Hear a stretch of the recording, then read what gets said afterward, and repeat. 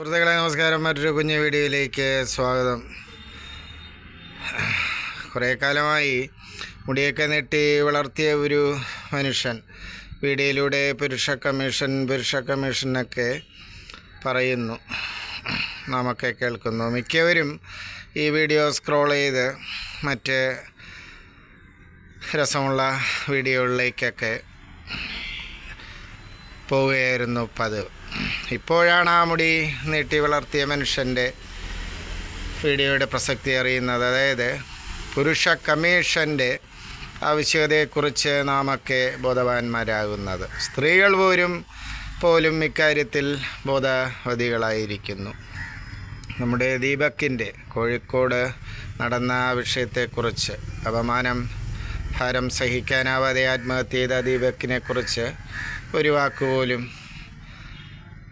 എൻ്റെ പ്രേക്ഷകരെ ഞാൻ പറഞ്ഞ് മനസ്സിലാക്കേണ്ട ആവശ്യമില്ല. കാരണം തമിഴിൽ പോലും ധാരാളം റിയാക്ഷൻ വീഡിയോസ് ഇതേക്കുറിച്ച് വരുന്നു. ഇപ്പോൾ മറ്റു ഭാഷകളിലും വരുന്നു എന്ന് കേൾക്കുന്നു. മലയാളത്തിൽ ഇപ്പോൾ ഫേസ്ബുക്ക് തുറന്നാൽ നിങ്ങൾക്കറിയാം ഈ വിഷയമാണ് ചർച്ച ചെയ്യുന്നത്.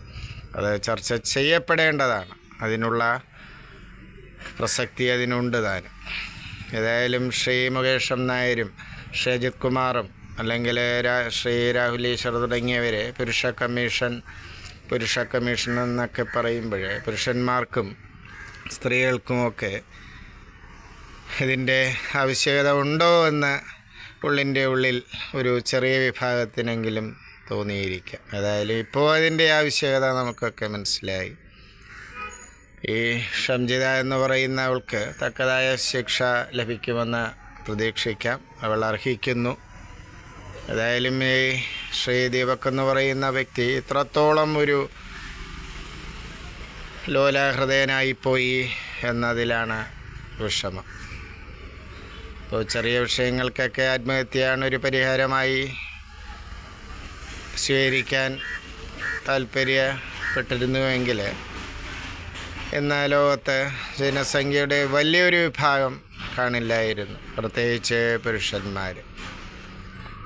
അപ്പോൾ ഏതായാലും പുരുഷ കമ്മീഷൻ്റെ പ്രസക്തി വർദ്ധിച്ചിരിക്കുന്നു.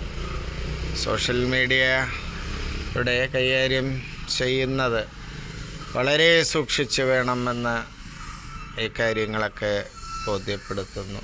ഏതായാലും ഈ വിഷയത്തെക്കുറിച്ച് എൻ്റെ പ്രേക്ഷകർക്കൊക്കെ അറിയാം. പ്രതികരിക്കുക സുഹൃത്തുക്കളെ. നന്ദി, നമസ്കാരം.